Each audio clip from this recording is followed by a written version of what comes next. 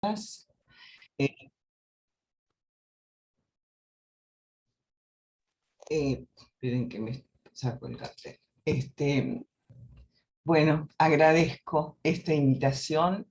Para los que me conocen saben que la interdisciplina es para mí uno de los ejes centrales de mi trabajo terapéutico, así que compartir con ustedes, que muchas de ustedes creo que son psicopedagogas, para mí es un gran placer porque durante muchos años yo pensaba en esta relación que existe, pensaba y sigo pensando, ¿no? Por supuesto, cada vez más, en esta relación que existe entre el lenguaje y el aprendizaje. Y en principio lo que quiero decir es que hay un eje ahí central, que es el que hoy vamos a tomar, que es el que también fue para mí y es para mí una preocupación, que es el lenguaje comprensivo. Porque mucho tiempo se pensó en lenguaje como lenguaje expresivo, y en realidad es el lenguaje comprensivo el que sostiene el aprendizaje. ¿Sí? Entonces ahí estamos absolutamente imbricadas.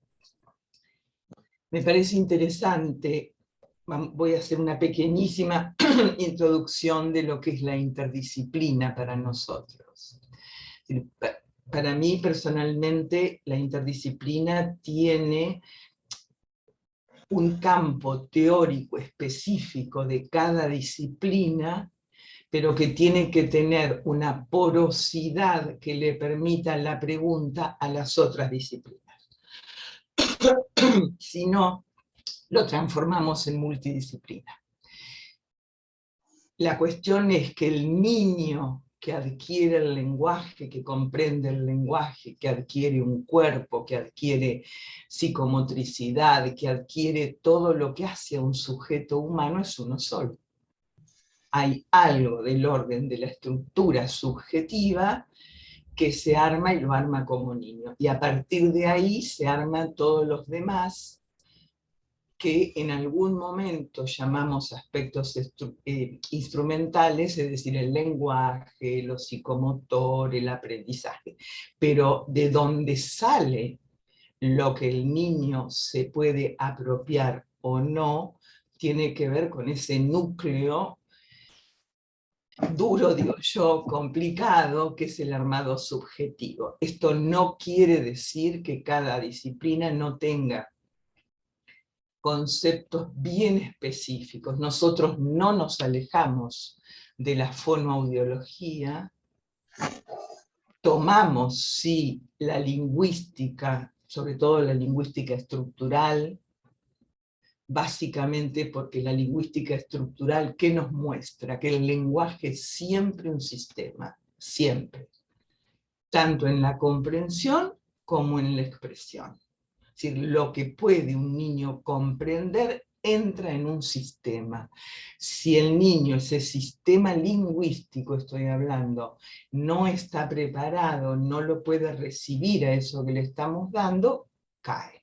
Por eso que para nosotros la lingüística estructural es un soporte teórico importantísimo, porque, a ver, desde el punto de vista lingüístico, uno tiene que pensar, como yo decía, en lo comprensivo y en lo expresivo, que ya lo vamos a ampliar a eso.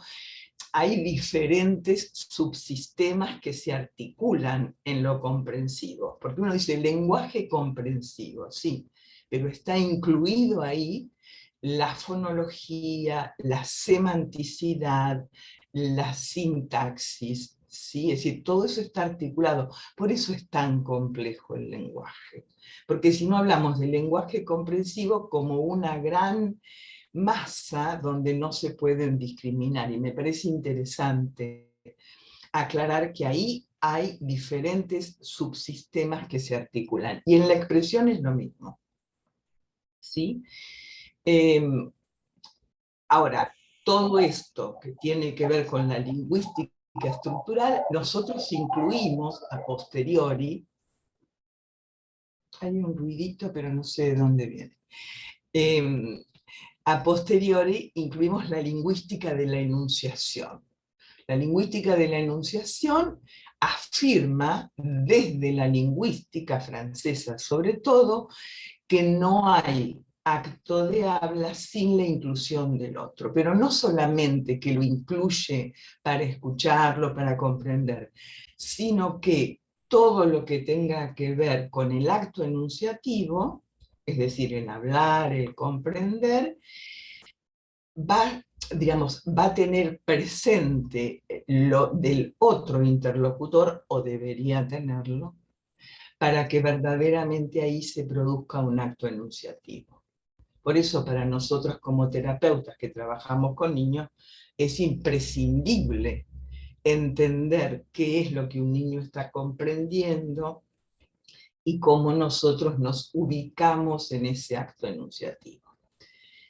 Y después no es, porque dentro de la lingüística de la enunciación, quien más lo plantea es una gran autora que a mí me ayudó muchísimo a armar esta forma de pensar el lenguaje, que es Kerouac Orechione, es una lingüista, pese al apellido, es francesa, y Kerouac nos dice, el lenguaje tiene competencias lingüísticas, paralingüísticas, ideológicas, pero además ella, con una brillantez increíble, dice, hay determinaciones sí, es decir, pone lo psíquico ahí.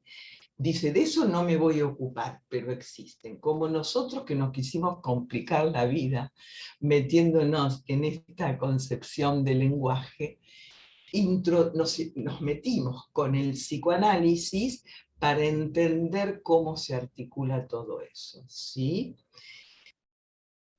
Sabiendo perfectamente que la articulación de esas diferentes áreas no es una articulación que encaja perfecto, porque eso es un imposible.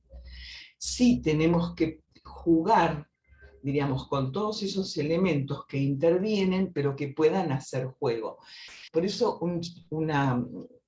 una teorización que nos ayudó mucho en esta construcción fue la de los sistemas complejos, porque el sistema complejo lo que sostiene es que cada una de las áreas, de cualquiera de las áreas, no importa, digamos, de qué esté hablándose, de la sociología, ¿no?, o de la lingüística social, de lo que sea, en este caso la terapéutica de un niño, siempre tiene diferentes factores que se están relacionando entre sí, que tienen una relación interna, por eso la complejidad.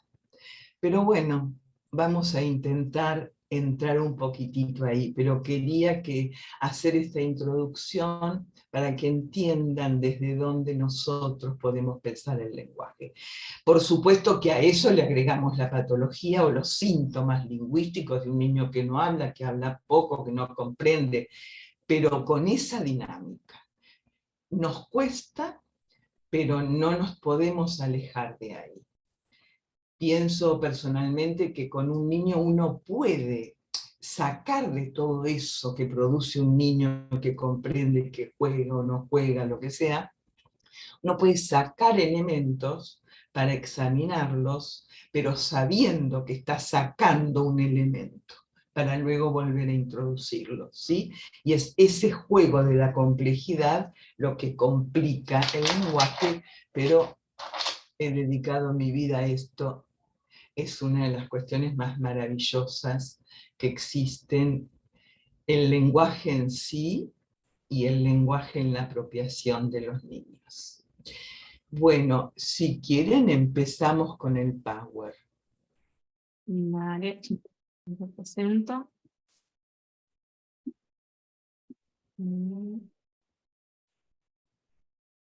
Ahí. Bueno, ahí estamos, ¿no? Justamente me gustaba mucho poner el título que ustedes pusieron, los territorios del lenguaje, implicancias en el aprendizaje.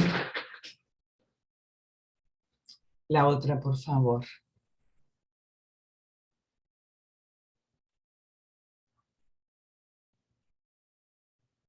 ¿Quieres pasarla?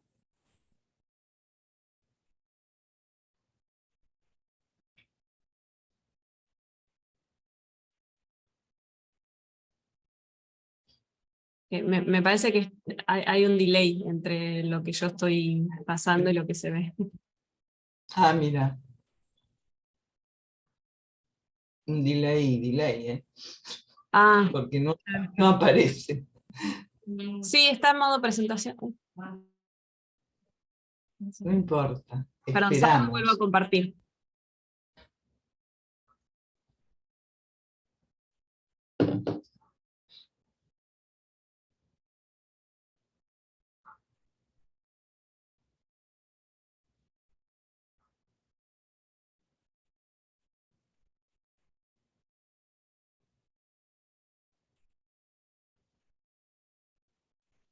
Ahí estamos tratando de resolver. A ver ahí. No, hay una anterior. Se ve que apretaste y entonces te da la tercera. La anterior. Ahí está. Por eso yo le puse a esta presentación o a este encuentro con ustedes, comprender y representar, armado de una semiótica lingüística, que eso es comprender el lenguaje, ¿sí? Después lo vamos a abrir, sí, pero nos vamos a dedicar un poquito a eso, dentro de lo posible. Adelante. Bueno, acá tenemos lo que yo estaba intentando aproximar en mi introducción, ¿no? Porque no hay ninguna forma de poder plantarnos frente a un niño o a la escucha de los papás sin entender, sin saber cómo pensamos la apropiación del lenguaje, que por lo tanto para muchas de ustedes también es el aprendizaje, ¿no? Pero hay una concepción de la apropiación del lenguaje y cómo concebimos al niño que lo adquiere. No nos podemos quedar por fuera de eso. Hay un filósofo que todas ustedes lo deben de conocer, y si no lo conocen se los recomiendo, que es Giorgio Agamben, un filósofo italiano que a mí me ayudó mucho en esta construcción teórica del lenguaje, porque él dice, no es posible entrar en la lengua sin transformarla en discurso. ¿Qué quiere decir eso? Que el código de la lengua nunca se da directamente como los fonemas, la palabra, las frases. Para que el niño pueda comprender y luego hablar, tiene que transformar su decir en discurso. Yo me he dedicado muchos años y sigo estudiando sobre eso, la apropiación del lenguaje en los bebés, en los más pequeños, que es la base sobre la cual se va a sentar todo lo que después el niño comprenda y exprese. Y queda tan claro que el bebé 8, 10 meses, 11 meses, entra en la lengua, en el lenguaje, a través de la sílaba. Pero esa sílaba ya es discurso, porque con esa sílaba pide, con esa sílaba convoca al otro. Fíjense cómo está en los inicios de lo que es la apropiación del lenguaje. Entonces, en esa apropiación se juega el código de la lengua, porque el otro le habla con el código de la lengua, pero ese código ya está encarnado en alguien que lo ofrece. Es decir, no es que el otro da código, da la lengua, da los fonemas, sino que está encarnado en quien lo ofrece. Y aquí lo podemos pensar desde dos lugares. Está encarnado básicamente en quienes cumplen la función de sostén de un bebé, llámenlo función materna, llámenlo función de sostén. La cuestión es que construir un hijo, armar un hijo, es una función de sostén. Tanto en esa función como en la nuestra como terapeutas. Nosotros no damos código. Escuchan voces, ¿eh? Ahí está. Entonces, está encarnado en quien lo ofrece. Eso tengámoslo muy claro. Y ese código de la lengua encarnado en quien lo ofrece, eso es lo que va a posibilitar o no que haya un futuro sujeto hablante. Miren lo fuerte que es ese concepto. Desde ese ofrecimiento está la posibilidad o no de hablar. Ustedes fíjense, que todos lo sabemos, que muchas veces se dice hay que hablarle mucho a los niños, hay que anticiparles, que todo eso está bien. Pero nosotros sabemos que hay muchos niños a los que se les habla mucho y son psicóticos. Entonces, ¿qué pasó ahí en el medio? O son psicóticos o son niños con un problema importante en el armado subjetivo. Entonces, el lugar de la persona, del que sostiene un niño, el lugar psíquico, digo yo, que es mucho más profundo que el lugar que se ve o se escucha, ese lugar es el que determina la posibilidad de convertir a ese bebé o a ese niño en un sujeto hablante. Vuelvo a decir, yo voy a trabajar todo el tiempo con este doble movimiento entre lo que es la apropiación del lenguaje, qué concepción de niño tenemos, en quien lo armó y lo sostiene como hijo, y en la posición del terapeuta. Por supuesto que son dos posiciones diferentes, pero en el terapeuta se juega la transferencia. Y ahí también hay una posición para poder escuchar y entender lo que pasa con ese niño.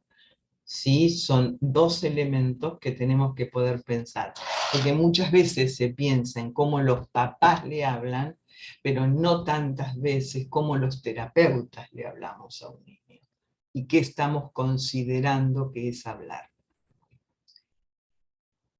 Y acá venimos con algo que para nosotros es como lo que centraliza, diríamos, o da a ver lo que le pasa a un niño en el lenguaje, que es la pragmática. La pragmática, como ustedes escucharon en el encuentro anterior, tiene que ver con el uso, y esto viene de Estados Unidos en un principio, de decirle, digamos, de los lingüistas que se ocuparon de esto. Pero para mi forma de entender, que es todo lo que toma la psicolingüística, ¿no? Uno que habla, el otro que responde, uno que pregunta, el otro que contesta, uno que entiende una ironía, el otro que no la entiende. Pero para nosotros la palabra pragmática nos atrevemos a usarla acercándonos a una concepción que posee Lacan. Lacan dice, lo pragmático es el uso. Es decir, el uso, lo que aparece en el lenguaje expresivo, es el observable, lo que se ve, lo que se da a ver, pero eso está tomado absolutamente al sujeto de la enunciación. ¿Sí? Es decir, que un niño diga, tú, aléjate, tú, ven para acá, ese pastel no le gusta en tercera persona, es decir, todo eso es un observable que aparece en el lenguaje expresivo, pero que está dando, eso es lo pragmático, lo que aparece, pero que da a conocer toda esa articulación de la que hablábamos antes, el sujeto en su armado psíquico y cómo pudo apropiarse de los diferentes elementos del código de la lengua para armar esa forma de hablar. Nosotros en los últimos años hablamos mucho de los observables, porque lo observable es lo que se ve, lo que se escucha, pero no es nada más que eso, es un observable. La cuestión es entender por qué produce ese lenguaje, por qué no produce el lenguaje, por qué habla con nombres de objetos nada más, por qué no usa lo pronominal. ¿Por qué habla en tercera persona? Porque lo observable nos quedamos ahí. La cuestión es dónde está dentro de lo posible, gente, porque es complejo, vuelvo a decir, el armado de eso. Para mi forma de ver, es lo único que nos permite profundizar en la terapéutica. Si nos quedamos con el observable, le damos determinadas cosas que el pibe aparentemente necesita. Pero vamos a armar algo más robotizado. Nosotros tenemos que ir a la causa y desde ahí intentar movernos. Y por supuesto, con la interdisciplina todo el tiempo en juego, porque nadie sabe todo. Entonces, esa es la pragmática, desde ahí nos vamos a mover. Recordemos, apropiación del lenguaje, concepción de niño, en cuanto se entra a apropiarse de la lengua, la transformamos en lenguaje y por lo tanto en discurso, desde bebé, que es la entrada. Si ustedes hacen la historia de cualquiera de los niños con dificultades en el lenguaje y van a investigar ahí en los primeros años, los papás te van a decir, no balbuceaba, era un bebé muy tranquilo, vocalizaba, pero nada más. Cuando le hablaba no me miraba, no escuchaba. Es decir, son todos observables que después se dan a ver en un niño de 3 años con todas esas dificultades, pero ya estaba ahí. Esto es lo que digo. Yo pienso que más estudiamos, más nos damos cuenta que las raíces, la construcción del lenguaje es muy temprana.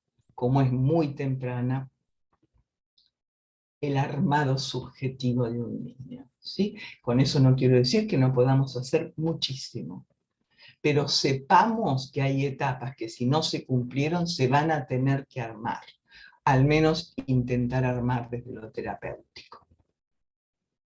Sigamos.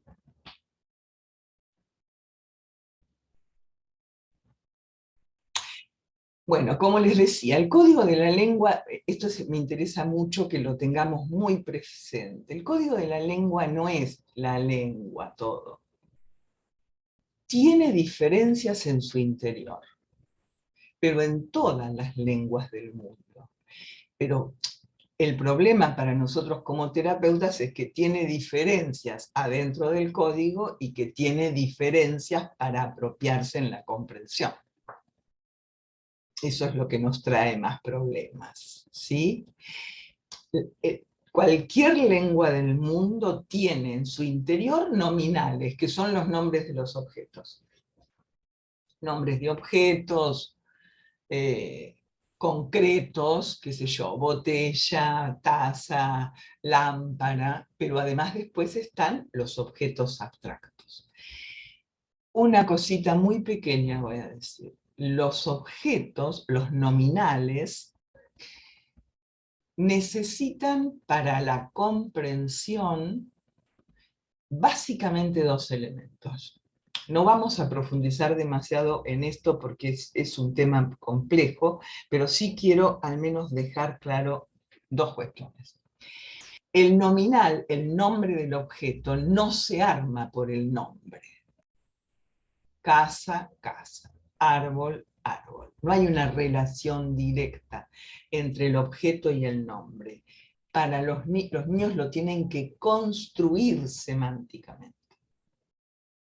¿Sí? Y esa construcción semántica, que es lo que va a dar la comprensión, desde los primeros momentos, está dado lo que los lingüistas llaman los rasgos semánticos. ¿Sí? Es un animal, es un humano, es un vegetal. No es que el niño sepa que es un humano, un vegetal, sino que esos semas que va tomando del lenguaje del otro, eso es fantástico. Porque justamente lo que va tomando el niño son aquellos rasgos que están dentro de cada uno de los objetos que se diferencian notablemente. ¿Sí? Por ejemplo, un ejemplo chiquitito, el rasgo animal, por supuesto que va a ser el primero en diferenciar con lo humano o con un vegetal. no va a entrar en el rasgo si es un animal que vuela, si está en el aire, o si tiene patas o si tiene alas. Es decir, eso es lo maravilloso del lenguaje y que para la comprensión del lenguaje es fundamental. Todo en el lenguaje se adquiere, por oposición y diferencia. No hay rasgo que entre en el sistema para ser comprendido que sea sumatorio. Es decir, un rasgo entra en el sistema comprensivo de un niño si es que ese sistema lo puede tomar. Por eso que hay tantas veces que se le habla a los niños, no comprenden, porque el sistema lingüístico de ese niño no tiene esos rasgos. Entonces se cae. Podemos hablar 3 horas seguidas y creemos que estamos hablando. Ese es un gran tema para trabajar también con los papás. Después les voy a mostrar un recortecito clínico de una niña que esto pasaba brutalmente con los papás. Pero además de los nominales, y además yo decía 2 cosas, los rasgos y por el otro lado, la ausencia de la cosa. Un nominal no se puede representar si no hay algo de la ausencia de la cosa que lo pueda evocar. De ahí la posibilidad de representar. No es el objeto presente perceptualmente entendido. Pero adentro del código de la lengua tenemos indicadores de lugar y de tiempo. Todo, chicas y chicos. Todo. Cerca, lejos, adelante, atrás, pero no en un plano gráfico. Es en la construcción del mundo, que todo lo que tenga que ver con el espacio y con el tiempo, antes, después, ayer, hoy, mañana, dentro de un rato, todo eso es un sistema. Hay un sistema espacial, un sistema temporal que se articula ahí, absolutamente tomado a lo pronominal. ¿Qué quiere decir? Tomado al que habla para que el que escucha. ¿Sí? ¿Se entiende? No es que le puedo dar nociones espaciales, dar nociones temporales. ¿Sí? Anoche esta mamá de la nena que después les voy a contar me decía, porque yo le enseño que ayer hicimos tal cosa, que hoy no. Porque hay algo dentro del sistema temporal de esa niña que no está preparada para eso. Y lo único que hace es el rechazo. Ponerse mal, ponerse a llorar, le responde a la mamá porque quiere que la mamá responderle a la demanda de la madre, y esto hace un lío en la comprensión y en el encuentro con el otro en el lenguaje. Este es un gran tema para nosotros los terapeutas y también para el trabajo con padres, ¿sí? Porque los papás no es que hagan las cosas mal o bien, sino que los hacen desde su punto de vista, desde la lectura que tienen de eso, como todos nosotros. Nuestra concepción de cualquier cosa de la vida está determinada por una posición. Entonces, yo insisto mucho en el trabajo con los papás, para acompañar ese proceso. Pero si nosotras no lo sabemos, ¿cómo vamos a acompañar? Si nosotros pretendemos dar el lenguaje desde afuera, ¿cómo vamos a acompañar? Si eso no es lenguaje. ¿Sí? Bueno, vayan anotando las preguntas, porque así yo después dejo un ratito e intercambiamos. Adelante con la otra. ¿Qué es comprender el lenguaje? Comprender es posibilitar una yancia, un espacio donde sea posible escuchar. Chicas, sin escuchar no hay comprensión. Y sin escuchar no hay sujeto, al menos sujeto neurótico. Un bebé muy pequeño escucha la voz de la madre y se da vuelta. Ahí hay una yancia. ¿Qué quiere decir una yancia? Hay un espacio. No se escucha lo que no se necesita. Uno escucha porque necesita de eso. Hay un dicho, ¿no? No hagas oídos sordos. Cuando uno quiere cerrar, cierra, que es lo que pasa brutalmente en el autismo, ¿no? Esa ansia, esa posibilidad de escuchar no está. Eso como primer cuestión. Ese espacio, esa ansia, se arma tempranamente en un bebé. Algo tiene que faltar para posibilitar la entrada del otro. Esa falta tiene que estar en el que ofrece el lenguaje. Lo armamos en el bebé y en el niño pequeño, pero la falta tiene que estar en el que ofrece el lenguaje. Y cuando hablo de falta, hablo de la estructura psíquica de quien da lenguaje. Sí, por eso yo decía antes, hay mamás que hablan y hablan y hablan, y decís, qué perfección, como le habla todo el día y con entonación y todo, y el pibe está psicótico. Entonces, ¿qué falló ahí? Es el lugar, lo que no está presente en esa falta que tiene que tener quien ofrece el lenguaje. Porque es como decirle a un bebé, yo no soy todo. Ahí hay algo que te falta que después va a ser lo simbólico. Si no, no posibilitamos el armado del simbólico. ¿Qué pasa con nuestra clínica hoy? Niños que no paran ante la voz del otro. Nuestra clínica ha variado mucho en los últimos 5, 6, 7 años. Niños pequeños que no paran ante la voz del otro. El espacio para escuchar no se armó. El lenguaje no aparece, porque así no llegan los niños. Vienen del neurólogo, vienen del jardín, no habla. Sí, está bien, no habla. Pero no habla, no juega, no mira. Sí, yo siempre digo, los que me conocen saben que siempre uso esa palabra, el lenguaje es alcahuete, porque cuenta. Pero un pibe que no habla, también nos tenemos que fijar en esto, de la mirada, del juego. Entonces, un niño decía, el lenguaje no aparece, son niños que hablan poco o no hablan, pero tampoco se instaló el espacio para escuchar, que es prioritario. Y ahí yo pongo lo simbólico.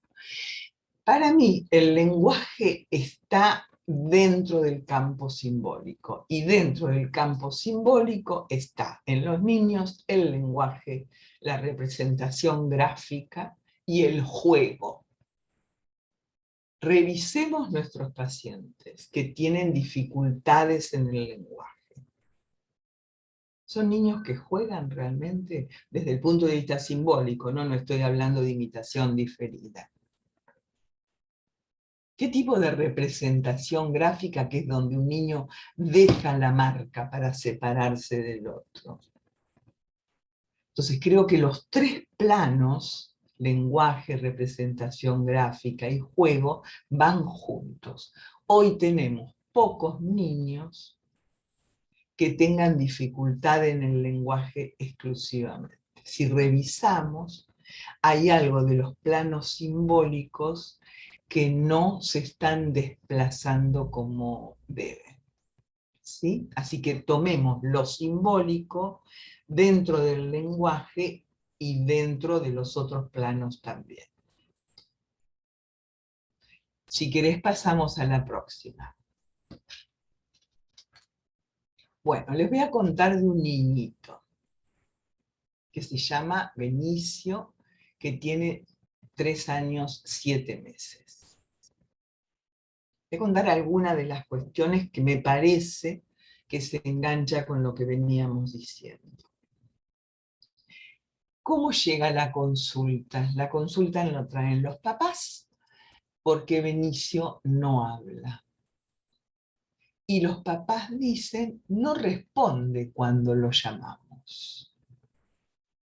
Es decir, esto que hablábamos de la escucha, de hacerle lugar al otro, es uno de los síntomas característicos de los niños con dificultades en la apropiación del lenguaje.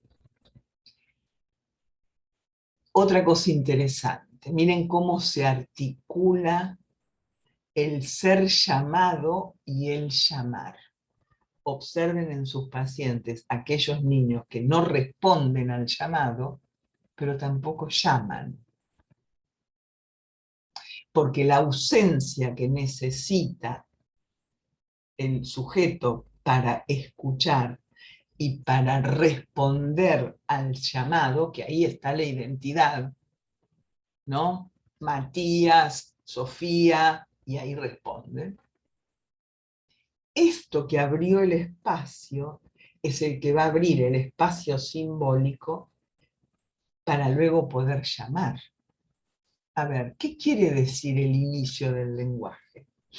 Yo les decía que 8, 9, 10 meses está el niño con sílabas, con funciones del lenguaje que van abriendo el espacio. Pero recién al año empieza mamá o papá. Hay un hecho que es muy claro. Las madres dicen, cada vez que me necesita, dicen mamá, mamá, pero eso todavía no es un llamado. Pero al primero que llama es al padre, ¿no? Papá, como alguien que está ausente. Por supuesto que eso puede estar ejercido por 2 mujeres, 2 hombres, 3 abuelos, no interesa. Acá de lo que estamos hablando es de la función que ocupa, ¿no? Se ocupa en la constitución de un niño. Entonces, en el caso de Beni, es interesante pensar estas 2 cosas. No responde al llamado, por supuesto no llama. Y es muy interesante porque tenía palabras de objetos, nombres de objetos, pero el llamado no. Ahí queda clarísimo que un objeto puede tener una nominación porque comprendió, porque lo ayuda a la percepción visual, pero no tiene nada que ver con el llamado, que tiene que ver el llamado con la ausencia.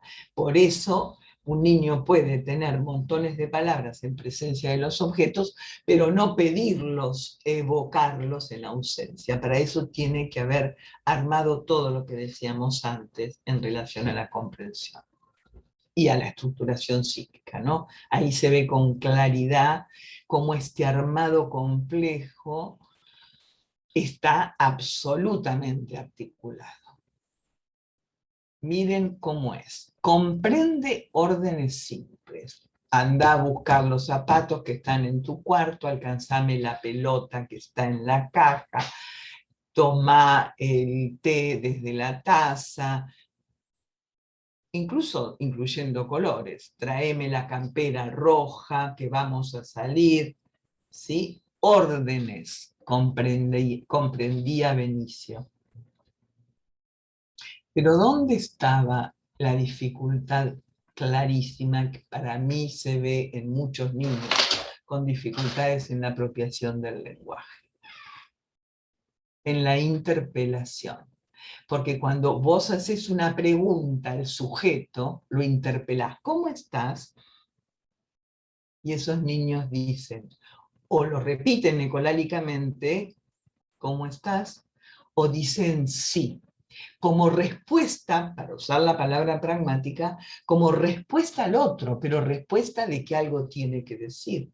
Pero ahí no hay un sujeto que pueda decir bien, mal. Entonces, es clarísimo los síntomas de Beni.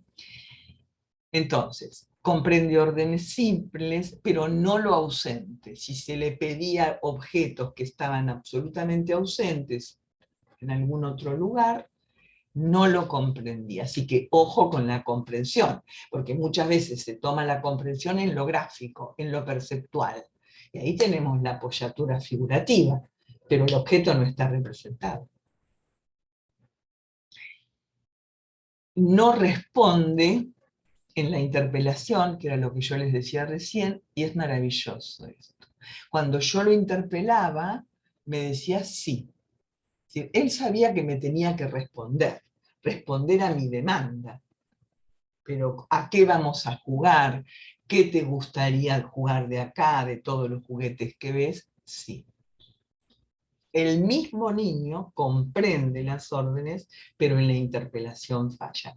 Por eso yo engancho con esto de escuchar, es decir, dejarle entrar al otro, porque ahí, gente, se va armando esta diferencia que nos enseñó maravillosamente Lacan entre el yo y el otro. Lacan dice, el tú está en el yo.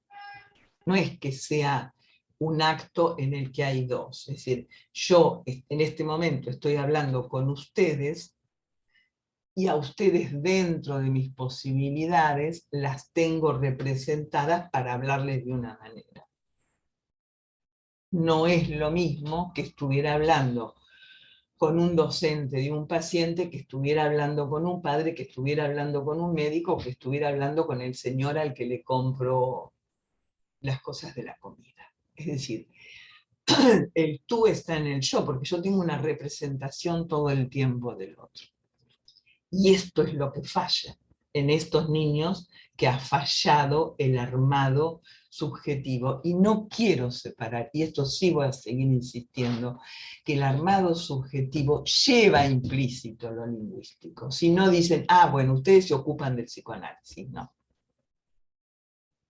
Cuando nosotros le hablamos al sujeto, lo interpelamos, estamos metiendo todo ese código de la lengua de la que hablábamos.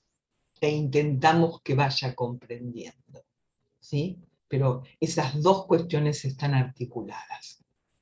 Bueno, eso, repite lo que el otro dice. Yo pongo ahí ecolalia, ¿por qué lo pongo con un signo de pregunta? Porque en ese momento era una ecolalia. Yo le decía, ¿querés que juguemos? Y me miraba y me decía, juguemos.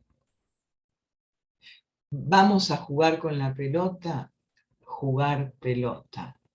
Es decir, digo ecolalia con un signo de pregunta porque algo en Benicio se estaba empezando a abrir.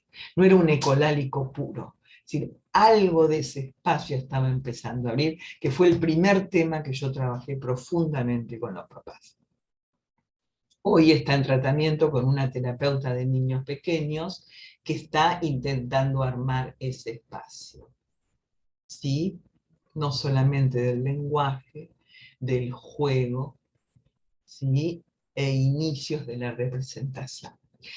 Bueno, sigamos.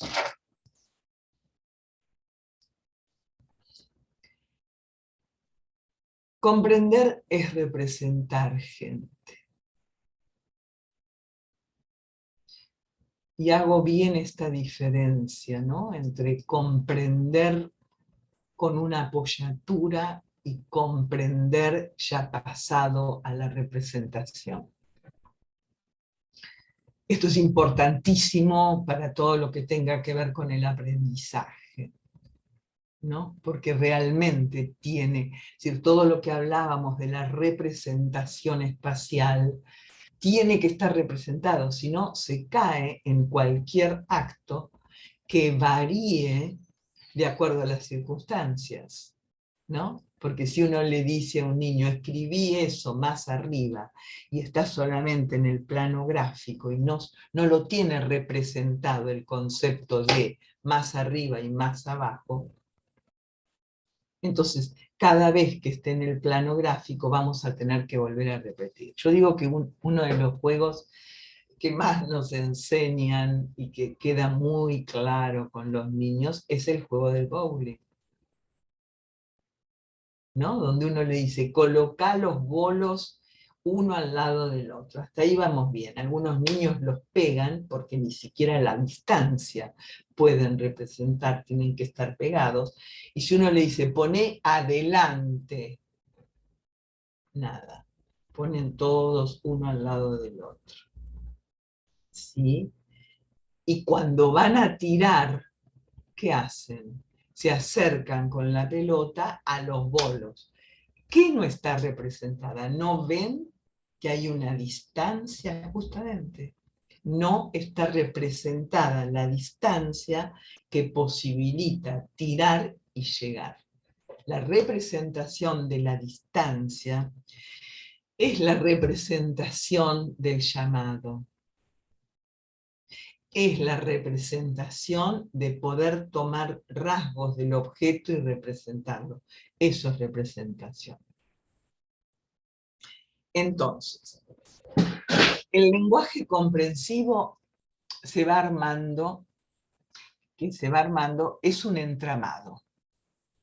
Desde ahí tenemos que pensarlo, como un entramado, donde lo que el otro ofrece, nosotros o los papás, tiene piezas lingüísticas que poseen, lo que decíamos antes, nominales, indicadores de lugar y temporales, todo anclado a lo pronominal. Nunca nos olvidemos del acto enunciativo, que esto que incluimos de espacio, tiempo, nominales, es con el otro y para el otro y de acuerdo al otro. Porque si yo les digo a ustedes, nosotros estamos acá, ustedes me van a decir, ¿cómo acá, Noemí? Si no estamos en el mismo lugar. Bueno, estamos acá, en este momento, en forma online, en un espacio virtual. Pero el acá tiene muchísimas acepciones para poder construirse. ¿Cuántos niños pequeños dicen, acá, acá? Y después dicen, señalando lejos, dicen, acá.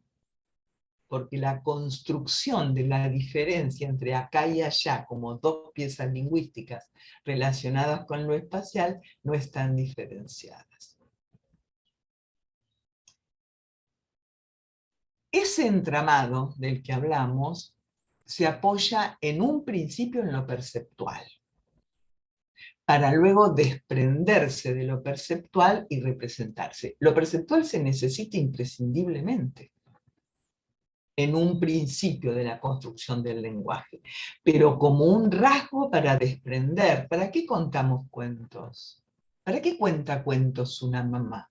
Cuando dice, uy, mirá que los nenes iban caminando, uy, este nene se cayó, ¿y ahora qué le pasó? Ahí están metiendo espacio, tiempo, pero esa imagen hay que poder desprenderla para representarla. Si no, necesitan de todo el tiempo de la imagen. Que nosotros lo sabemos, muchas orientaciones terapéuticas utilizan lo figurativo todo el tiempo, la figura, los comunicadores, como lo quieran llamar, que no está mal, pero eso tiene que estar apoyado en el lenguaje para que se pueda desprender. Si no, lo dejas esclavo a la imagen. Yo siempre digo lo mismo. Dicen que los niños autistas no comprenden el lenguaje verbal. Ajá, macanudo. Es cierto, porque no tienen esa apertura a la escucha. Pero si vos le das nada más que las figuritas, nunca va a poder llegar a comprender algo. Entonces, eso, lo figurativo ayuda y lo necesitamos, pero siempre con la idea de ir desprendiendo de lo perceptual para representar, porque el pensamiento, el lenguaje comprensivo es pensamiento, y con eso operamos. Ese entramado, bueno, eso ya lo dije. Son subsistemas que se arman, pero que tienen su graduación. Esos subsistemas, lo que decíamos, fonológico, semántico, sintáctico, lo espacial, lo temporal, lo pronominal, son todos subsistemas que se arman, pero tienen su graduación. En esta niña que después les voy a contar, que anoche hablaba con los papás, hay una graduación en la construcción de la temporalidad. No le pueden preguntar, pero ¿qué hiciste ayer? El papá decía, porque me contesta cualquier cosa cuando ellas le preguntaban, ¿qué hiciste ayer? Y la gordita habían ido al parque y ella decía, fuimos a la casa de la abuela. Dice, contesta cualquier cosa. No, no contesta cualquier cosa. Sabe que estás preguntando sobre un lugar relacionado con lo temporal. ¿sí? Entonces, ese es un punto importantísimo para trabajar con los papás. Porque si nosotros decimos, un papá dice, pero contesta cualquier cosa, ahí cortó el acto enunciativo que necesita el lenguaje todo el tiempo. Por eso, dentro de lo posible, es interesante saber qué está comprendiendo un niño, porque si no, tiramos material que se cae. Es complejo, gente, a todos nos cuesta la comprensión del lenguaje, pero en la clínica uno puede ir viendo, ¿no? Sobre todo sabiendo todo lo que interviene. Si uno sabe que hay piezas espaciales, piezas temporales, lo pronominal, si uno sabe eso, la mirada y la escucha va a ser diferente.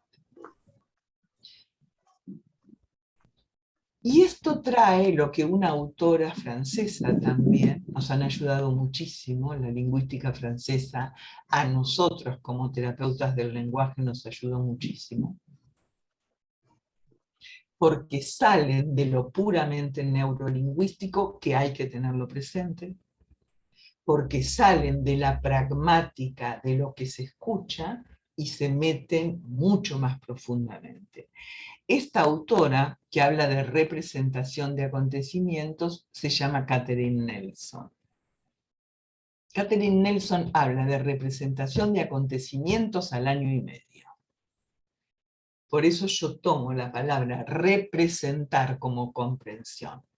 Lo tomo de ella, porque ella lo que dice es que en la medida que alguien que sostiene un niño va hablando, utilizando piezas de lo espacial, de lo temporal, de lo pronominal, va permitiendo cierta representación, que por supuesto después va a dar como consecuencia el lenguaje expresivo.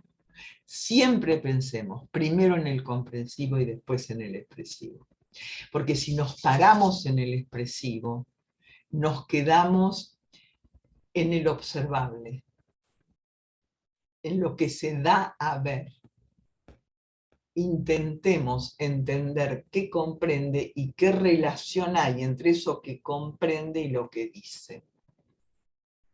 Si un niño, como esta nena que vamos a ver, no comprende la temporalidad, cuando ella dice a la casa de la abuela, eso es una consecuencia de la comprensión, no es una dificultad en el lenguaje expresivo. ¿Sí? Entonces la representación de acontecimientos va llevando a lo conceptual. Esta autora, lástima que el libro está brutalmente agotado en la Argentina, pero ella después toma en los niños más grandes, que a ustedes como psicopedagogas les puede servir un montón, ella después toma cómo esa representación de acontecimientos apoyado en lo perceptual, apoyado en los rasgos, pasa a armar las redes conceptuales. ¿Sí? Pero parte de ahí. Y fíjense que también parte de que esa representación de acontecimientos va a ser posible si hay alguien ahí ofreciendo de acuerdo a lo que el niño comprende. ¿Se acuerdan cuando Brunner, Jerome Brunner, ¿no? decía que una mamá suficientemente buena, como diría Winnicott, le habla a un niño cómo va a comprender, cómo el niño va a poder hablar, diríamos, al año? Es decir, que una mamá tironea de la posibilidad de la comprensión, desde el primer momento. Por eso a un bebé que no habla le dice, ¿pero qué te pasa? Te despertaste muy contento. ¿A quién le habla? ¿No? La insanía materna, diría Winnicott. Pero esa es la comprensión. Entonces, de ahí tomamos el término representación de acontecimientos. Si querés, seguimos. Entonces, rápido esto, porque ya son casi las 10. Armado de una semiótica lingüística. Semiótica lingüística quiere decir representación del mundo a través del lenguaje. Esto yo lo tomé de una autora que, digamos, Kerouac Orechone habla de semiótica lingüística, pero yo me incliné para ese lado porque hay un filósofo que se llama Cassirer, que en realidad fue el que a mí más me motivó hace muchos años a pensar de esta manera. Él dice, el lenguaje crea el mundo de los objetos. No que el objeto está ahí y lo tiene que comprender. Es el lenguaje comprensivo en que crea el mundo de los objetos.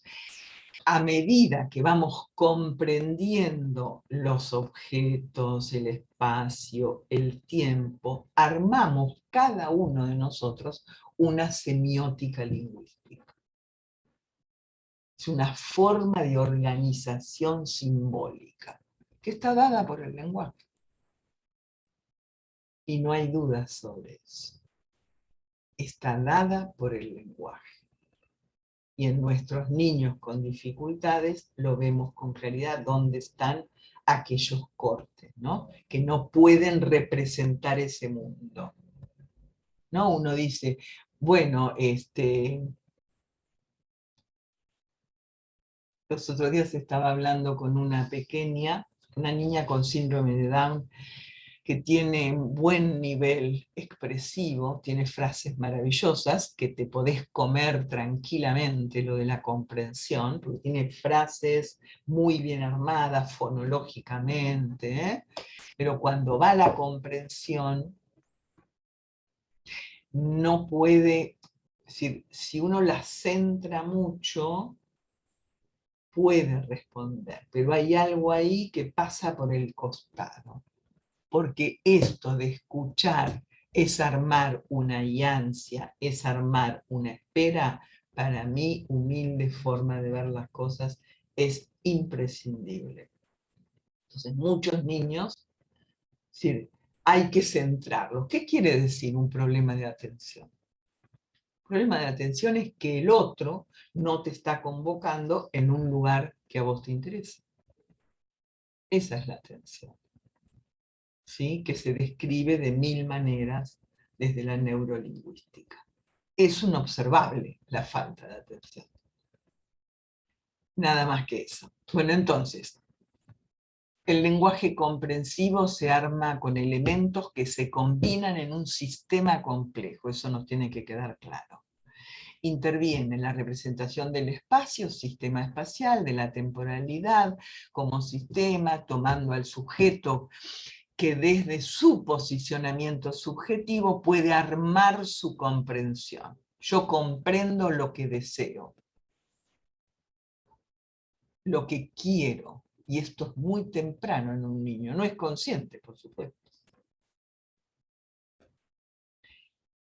Y acá voy a algo que es hermoso en la terapéutica, que es el lugar de la prosodia. La prosodia, que son las pausas, que son la interpelación, que tiene que ver con la mirada, que tiene que ver con el parar el cuerpo. La prosodia es un elemento que le da materialidad al código de la lengua, porque si no queda muy abstracto en los niños pequeños que no comprenden, o en los niños más grandes que no comprenden. La prosodia es como un traerlos, ¿no? En esto de armar una pausa, de interpelar con más fuerza, en la metonimia, decir las cosas de diferentes maneras, con diferentes tonos. La prosodia es un elemento importantísimo dentro de la terapéutica. Ustedes fíjense que los niños con problemas psíquicos severos tienen una prosodia monocorde. ¿Por qué? Porque ahí hay un sujeto que no tiene desplazamiento simbólico. Es como que el lenguaje es algo rígido, fijo. Fíjense que los niños con problemas psíquicos severos hablan en presente continuo. ¿Por qué? Jugando, mirando, saltando. Porque la construcción de la temporalidad, jugué, miré, salté, tiene que ver con el yo. Y ahí interviene muchísimo la prosodia. Y esto nos va a dar la posibilidad de pasar el uso de metáfora, en un futuro, ¿no? De metáfora, de todas las figuras retóricas que podamos meter dentro de la terapéutica. Ahí tenemos la ironía, el chiste, el doble sentido. Ojo, no estamos hablando de la metáfora borgiana, pero sí podemos hablar de aquel niño que comprende un absurdo verbal, que significa que se está separando del otro, porque la palabra del otro ya no es una esclavitud. Puede decir, si uno dice, mira televisión con los ojos cerrados, un pibe dice, no, ¿cómo va a mirar con los ojos cerrados? Los tiene que abrir, es decir, es como una separación. Y eso también hay que utilizarlo como instrumento para la comprensión dentro de lo posible, ¿no? La ironía, bueno, el doble sentido, ¿no? ¿Por qué los niños con psicosis o con los niños o adolescentes Asperger hay bruta dificultad en la comprensión de la metáfora y de la ironía? Primero porque tienen bruta dificultad en la comprensión de formulaciones muy abstractas, porque eso tenés que tener un simbólico que te sostenga, pero además un sujeto que te sostenga para posibilitar ese armado, ¿no? De la metáfora, del corrimiento, de poder usar las palabras de diferentes maneras. Ese es otro punto interesante para trabajar con los papás.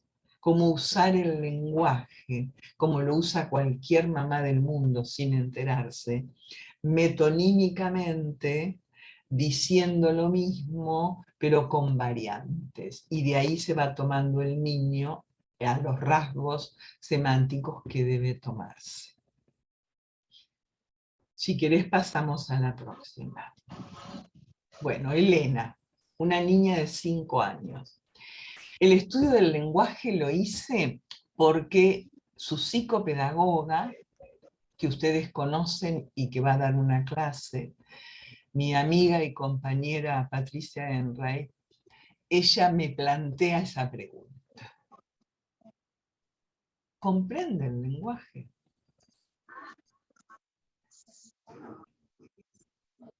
El informe del jardín, fíjense cómo tiene que ver con lo que veníamos hablando, ¿no? De la representación, de la percepción visual.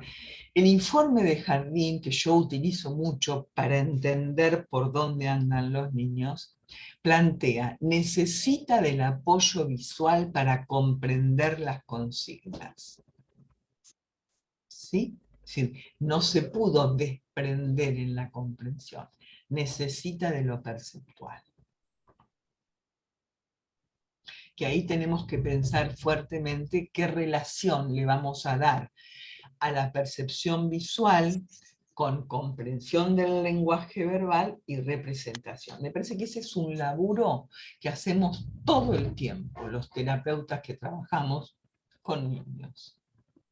Apoyarnos en lo figurativo, usar el lenguaje y despegar, pero ir viendo de qué manera, porque no despega todo junto, por esto del sistema complejo que es comprender.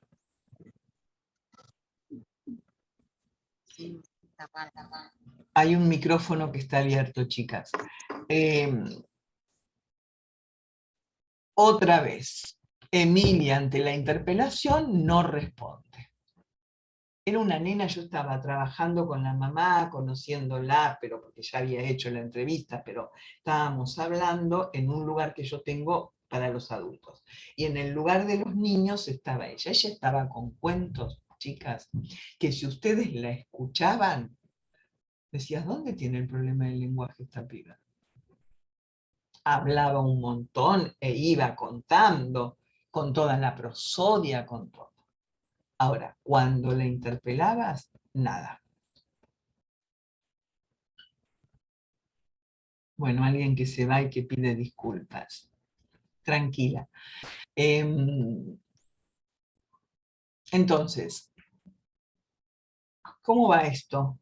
Es decir, esta piba que hablaba así y ante la interpelación, nada. Con una excelente fonología y una estructura de frase. vuelvo a tomar lo que les decía antes. Elena es una niña que no tiene nada que tenga que ver con la representación temporal. ¿Por qué? Porque esta niña tiene problemas subjetivos que está mejorando y ahora estamos pensando si pasa a psicoanálisis o queda en psicopedagogía o hacer una sesión y otra, ¿no? Eso es lo que estamos pensando interdisciplinariamente. Yo sigo trabajando con los papás en relación al lenguaje, porque a mí me pareció imprescindible acompañar a estos padres en esto que ellos dicen, dice cualquier cosa, porque ahí están cortando todo acto enunciativo.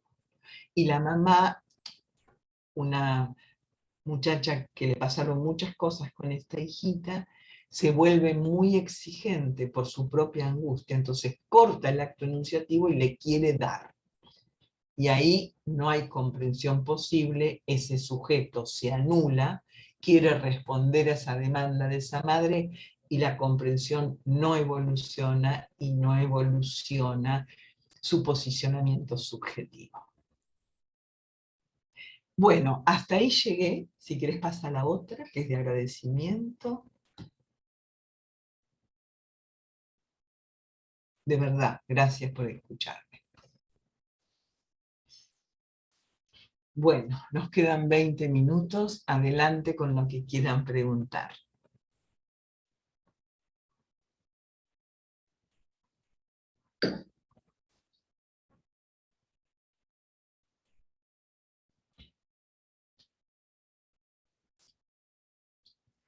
A ver qué hay en el chat. Pero ustedes Pedían ahí pregunten. la bibliografía, Noemí, que si nos podés mandar después, podemos mandar por mail los autores que mencionaste. ¿Cómo no? ¿Cómo no? El problema, grave problema, es que están agotados, pero bueno, se puede conseguir alguien que los tenga y hacerse de ese material, porque el problema es que yo tengo la buena o mala costumbre de articular autores, ¿no? Entonces, por ahí ustedes leen un autor y no dice todo eso, es decir, lo articulo de diferentes maneras, pero yo lo voy a enviar los autores que hacen base para esta forma de pensar el lenguaje.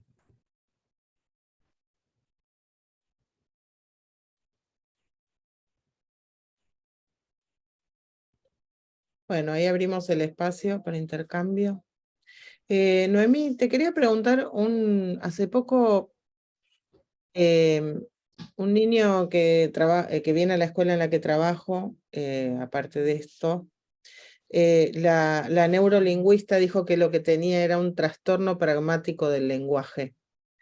No había escuchado la verdad que no había escuchado ese diagnóstico. Es un niño que había tenido diagnóstico de TEA, pero su fonoaudióloga dijo que no era TEA, sino esto otro.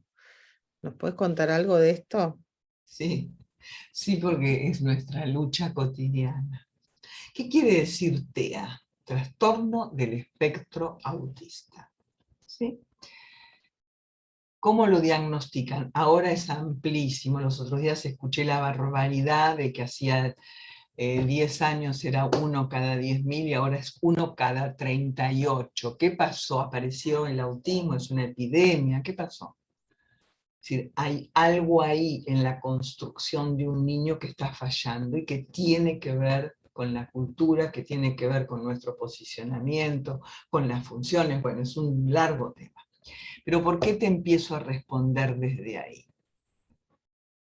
Porque no es un TEA, porque es un pibe que debe de poder jugar con otros, que puede escuchar, que puede dibujar, pero el gran problema está en lo pragmático. Por ahí empieza a hablar de cualquier cosa, o repite siempre lo mismo, o no le responde al otro. Por eso yo te decía, eso es lo pragmático, pero es lo que se ve. La cuestión es que hay algo en el armado subjetivo que no le permite la entrada del otro porque no hay una falta. Vos para hacer entrar al otro algo te tiene que faltar, que es lo que no se arma en esos niños. Entonces, no es del espectro autista, no es un TEA, pero tiene una dificultad pragmática. Mira, hace muchos años vino la doctora Rapena a la Argentina y ella habló de una disfasia, una dificultad en la apropiación del lenguaje, y la llamó dificultad pragmática. Semántico-pragmática. Miren qué interesantes son las nominaciones.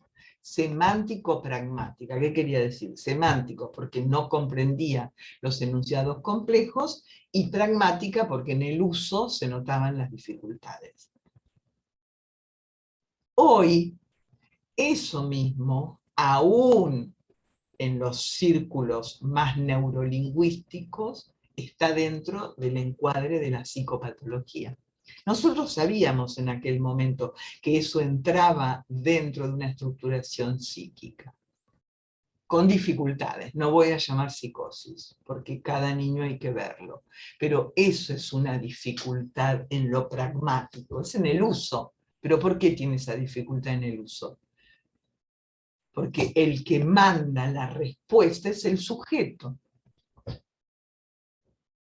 Y ese sujeto es desde un primer momento. Ustedes piensen en un pibito de 1 año y 3 meses, 1 año y medio, que va por la calle y dice, ¿esto?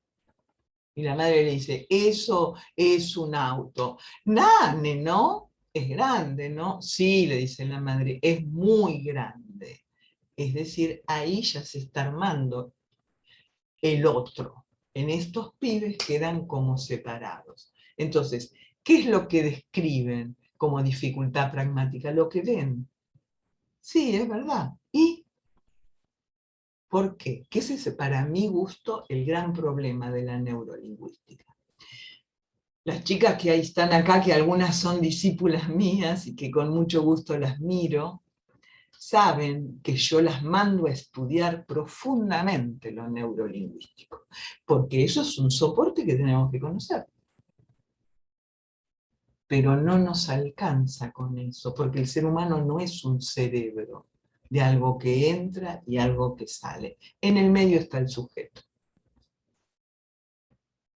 Entonces, eso es una dificultad pragmática que no es un TEA.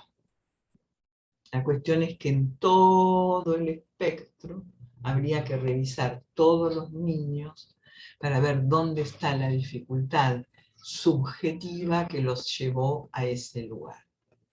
Chicas, yo tengo muchos años, no solamente de edad, sino también de laburo. He visto muchos niños autista, vi uno, que es el que está en mi libro.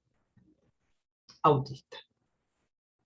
El autismo nos rompe la cabeza para que aprendamos 1000 cosas. Pero hoy se está diagnosticando TEA haciendo muchísimo daño a los padres, porque tienen terror. Esta nena que yo les presentaba, le habían dado el diagnóstico de autismo, de TEA, cosa que hizo que la madre se asustara más, se pusiera más persecutoria, que la piba esté muchísimo peor, hasta que, bueno, pasó a Patricia y empezamos a armar otro ámbito terapéutico. Pero esa es la pragmática, Andrea. ¿Sí? ¿Te contesté?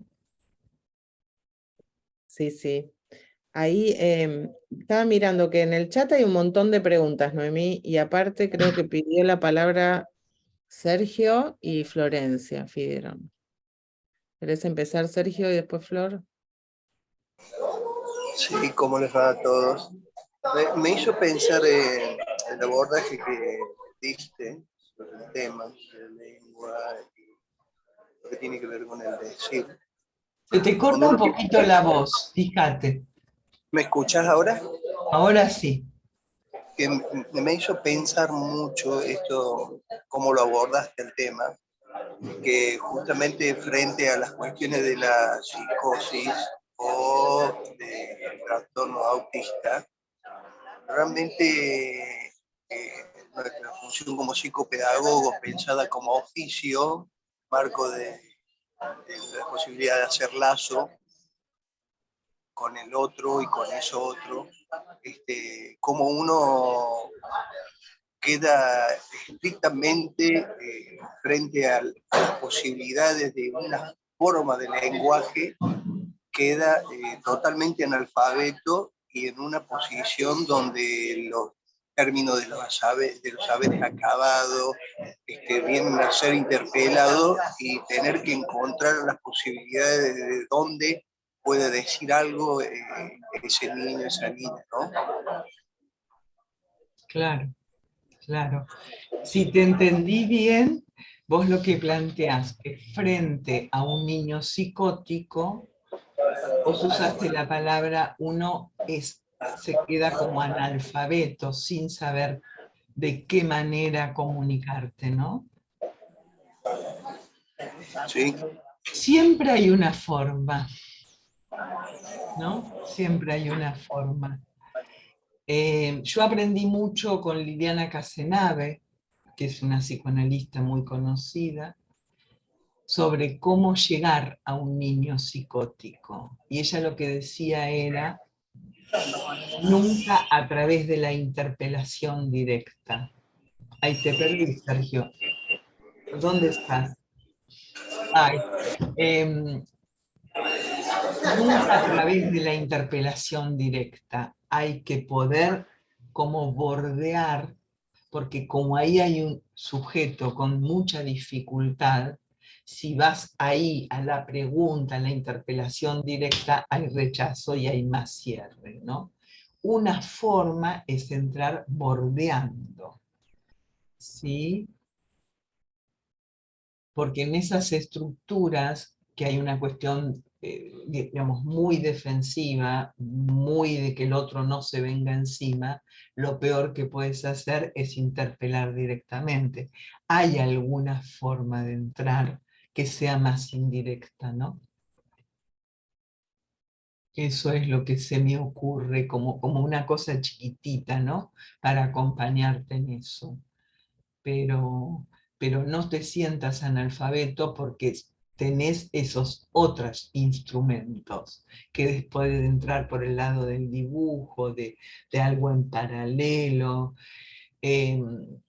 Maleval, cuando habla de autismo, Maleval habla del doble, ¿no? Como de estar en paralelo en el trabajo. Maleval plantea el caso de unos mellizos autistas, que eran brillantes y tomaban, a lo mejor lo leyeron en el libro de Maleval, que es El autista y la voz. Entonces él cuenta que hablaban entre ellos con, digamos, diciendo números primos, ¿sí? Y eran brillantes y seguían con los números primos. El terapeuta se pone en el costado porque no entraba para nada en ese círculo. Entonces estudió sobre números primos y un día se metió a tirarle un número primo. ¿Qué hicieron los autistas? Lo miraron y se sonrieron. ¿Sí? Hay algo ahí que enganchó por donde andaba su deseo, si es que podemos hablar de deseo, ¿no? Porque sabemos que en el autismo, si es el autista, no hay sujeto, pero de cualquier manera hay algo ahí que uno podría ponerse a pensar, ¿no? El autismo te rompe la cabeza porque sabemos muy poco. A mí lo que me indigna en este momento es que se diagnostique de autismo para todos lados porque no se sabe de la estructuración subjetiva, ¿sí? Entonces, sí sabemos, investiguemos cómo está funcionando esa estructura y ahí acerquemos algo, pero sí por el lado de algo del orden del bordear. Otro ejemplo, me comentaba ayer una psicomotricista que supervisó un material de un niñito que viene de Estados Unidos, que tiene un lío ahí porque es boliviano, vienen de Estados Unidos, viven en la Argentina, pero se quieren ir a Estados Unidos, y la madre le habla por momentos en inglés. La terapeuta se lo marca y ella dice, ay, no me di cuenta. Quedó ahí. En un momento que la terapeuta no sabía por dónde entrar, le habló en inglés y el pibe hizo así. Entonces, hay que encontrar la forma de que la escucha, que es de lo que hablamos esta mañana, esté abierta. Alguito, al menos. ¿Mm? Alguien más estaba... gracias, Sergio. No sé si te Florencia. contestaron. Florencia. Hola, ¿cómo va? Bueno, también agradezco un montón todo lo que planteás. Yo trabajo en varios lugares, pero hay uno en particular donde por ahí me llegan un montón de diagnósticos por plantear esto, ¿no? No me llegan niños, sino diagnósticos y Total. familias con toda esa situación que después uno empieza a escuchar y hay como mucha angustia y mucho desorden y confusiones. Entonces, la verdad es que yo soy la única psicopedagoga, entonces ahora armé como un equipo de otras personas que por ahí no son profesionales, pero que con la intención de abrir estos espacios de escucha, ¿no? Como para escuchar lo que más me interesa por ahí en principio es que los chicos tengan su espacio, pero yo poder escuchar un poco más a las familias.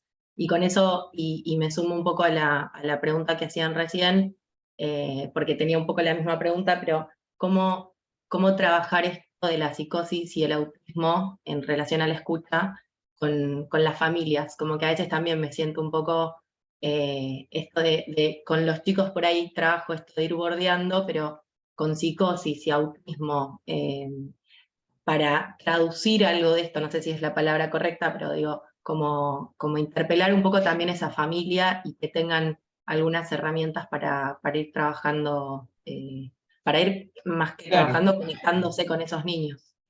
Primero y principal, me parece interesante rearmar algo del orden de la confianza en ese hijo, ¿no? Algo del orden de la ilusión en ese hijo.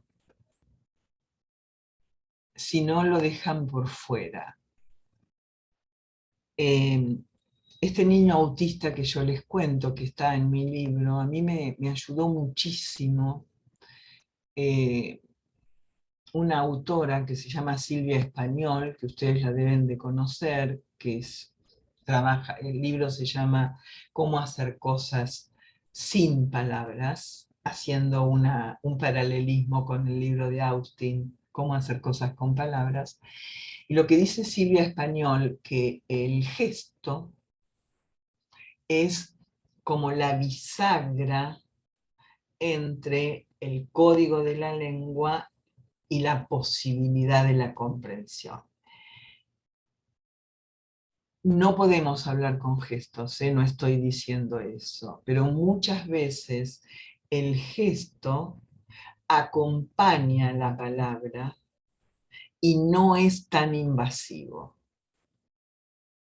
Yo con este muchachito, que en el libro se llama Francisco, lo que hacía era entrar por el gesto, tratando de no acercarme demasiado y de bordearlo, y una de las mayores alegrías de mi vida profesional fue cuando un día la mamá me dijo, ahora me puedo comunicar con el gesto. Es decir, intentar poner ahí, por eso yo decía, una cuota de confianza que algo podés hacer, porque si no viene el repliegue y el pibe se sigue replegando. Es muy difícil, vuelvo a decir, es muy difícil cuando hay autismo en serio. Lo que pasa es que ahora están creando autistas. Porque si vos tenés conductas que van del lado de la subjetividad, que hacen que un niño hable solo como esta niña, que les presentaba yo recién, con una jerga, ¿sí? Y pones TEA y, y la madre se quiebra, ahí le estás creando un posible autismo. Por eso me preocupa tanto este tema a mí, porque es iatrogénico, como vos decís, que tengan diagnósticos y no niños. Mientras sigan desconociendo que hay un armado subjetivo en todo ser humano y que se engancha con todo lo lingüístico, lo simbólico y demás, chicas y chicos, perdón, yo creo que la infancia está en peligro. Por esto, por este tipo de diagnósticos. No acompañamos a las familias a encontrar el porqué de ahí esas dificultades. ¿Hay autismo verdadero? Sí. Pero ya les digo, miren que he visto a niños, ¿eh? Uno. Muchos otros llegaron con diagnóstico de TEA. ¿Sí? Sobre todo si los tomás en los primeros años, que es donde se está constituyendo, y ahí descubrís de dónde viene esa dificultad, podés acompañar a los papás y acompañar al niño, porque yo creo que cada niño que tenga una dificultad, para mí algo se produjo de fractura en la función. Porque toda la vida se habló de fractura en la función materna en los niños con síndrome de Down, porque nacía un niño diferente. No, hoy ha cambiado eso. Es verdad que la fractura ahí se produce porque te quedas sin conocimiento frente a un ser que no esperabas. Pero yo sostengo que lo que nosotros tenemos que buscar es dónde se produjo ese quiebre. Y de ahí vamos a sacar muchas posibilidades de acompañar a la familia, como vos decís. En esta nena que yo les contaba, anoche mismo pude ir armando con la mamá de dónde venía esto, y en realidad tiene que ver porque era una mamá que era su primer hija, con un deseo de maternidad brutal que la tomó para darle todo. Es decir, que el espacio de la falta no estuvo nunca. Entonces, cuando pasó el tiempo, la pediatra le decía, tiene que tener 15 palabras, el otro, la familia, le decía, ¿por qué no habla? Ahí ella empezó, dada su estructura, a darle y darle y darle material. Y ahí se armó un lío subjetivo, porque no hubo el corrimiento para que el simbólico empiece a aparecer, y después, con esa fractura en ella, por lo que el otro le marcaba, y por su angustia de que su hijita no respondiera como ella quería, se armó una niña con dificultades. Entonces, me parece que una forma interesante es acompañar, y yo vuelvo a decir, aunque parezca romántico lo que digo, para mí hay algo del deseo, de la ilusión de un hijo sano que tiene que volver a aparecer. Porque lo que hacen ahora, le enchufan el diagnóstico de autismo, se quedan muy tranquilos y destruyen la relación de unos papás con su hijo, porque la destruyen. Porque la angustia te destruye, la angustia lo que hace es separarte del hijo y mirarlo. Hay una ex compañera, Aide Coriat, que decía y dice que no hay peor cosa para un niño que la duda de los padres. ¿No? Cuando empieza a decir, che, ¿comprendes? ¿Será sano? ¿Por qué no habla? ¿Qué le pasa? Es decir, listo, ya está. La duda, por supuesto que hay que fijarse qué le pasa, pero la duda te aleja porque te deja como observador, no te deja ahí tomando al niño. Creo que es un momento, gente, muy delicado, muy delicado para la niñez, porque como vos decís, llegan diagnósticos.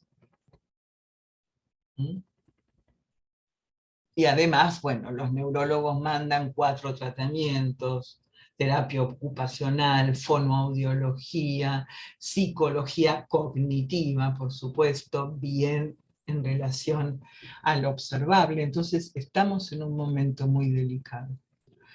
Nada más que los invito a poder profundizar un poquito estas cuestiones de cómo se arma la subjetividad. Seguiremos discutiendo con otras líneas terapéuticas, pero Me parece que hay que remitirse a qué pasa con los niños cuando tienen desde nuestro lado otra mirada y por lo tanto el acompañamiento a los papás con esa otra mirada. Me parece que algo se arma diferente.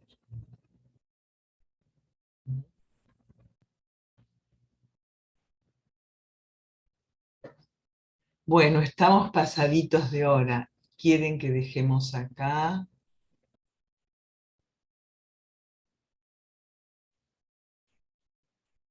Sí, estamos en hora. Había varias inquietudes en el chat, no sé si las pudiste ver, pero bueno. No, pero decime, sintetizámelas, porque yo mientras Mira, respondo las que después de ahí, había, era lo que digo. además de agradecerte y un montón de palabras muy lindas que después si querés leerlas un ratito.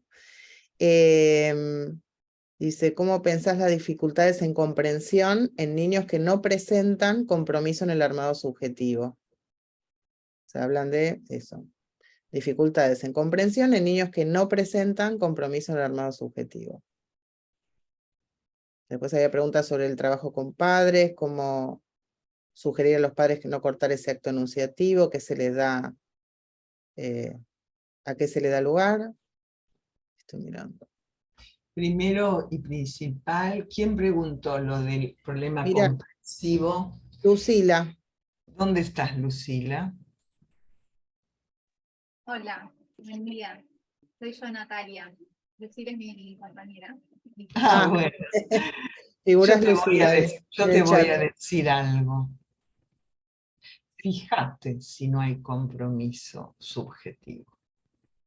Porque muchas veces son pibes que juegan, que van, que vienen, que aparentemente, pero si hay algo que no pueden tomar de la comprensión es porque hay algo ahí en la apertura que no les permite ir tomando el código.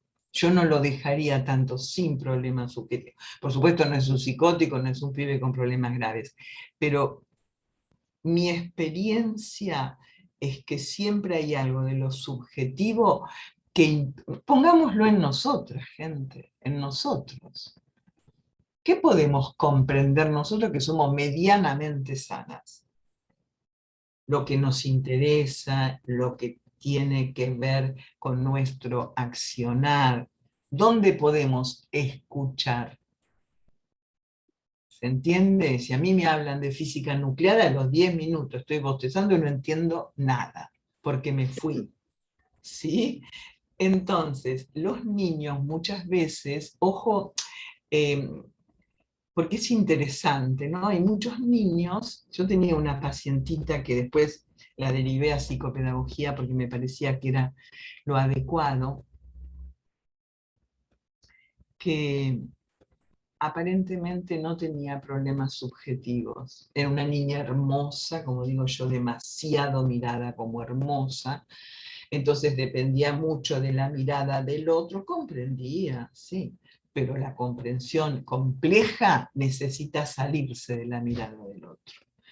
Sugerencia nada más, tendríamos que ver juntas el material, pero yo creo eso, salvo que sea un niño que tiene una lesión que no le permite la apropiación del lenguaje comprensivo. ¿Existen niños con bajo nivel comprensivo y por lo tanto con un bajo nivel intelectual? Sí. Pero yo seguiría examinando esa relación.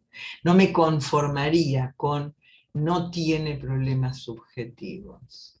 Porque si profundizas un poquito más en el juego, en el desplazamiento del juego, en cómo escucha algo del doble sentido. Y si no lo tiene, yo te diría, empezar a trabajar con algo de los absurdos mentales, algo de el doble sentido, ¿no? Muy despacio como para elevar esa comprensión. Porque también para tener esa comprensión hay que desprenderse del otro. ¿Sí? ¿Te pude contestar más o menos? Bueno, me alegro. Bueno, Bueno, vamos cerrando, sí. Muchísimas gracias, Noemí. bueno, Gracias, Muchas Noé. gracias. para mí es un placer, sobre todo porque los vi muy atentos y eso en un acto enunciativo es muy importante. Ustedes son parte de mi acto enunciativo, entonces que ustedes puedan escuchar con respeto, con preguntas, también a mí me da ganas de seguir hablando, ¿no? Y de seguir escuchándolas. Eso es un acto enunciativo. Así que gracias a ustedes. Que estén muy bien y hasta pronto, les digo. Muchísimas gracias. Muchas gracias.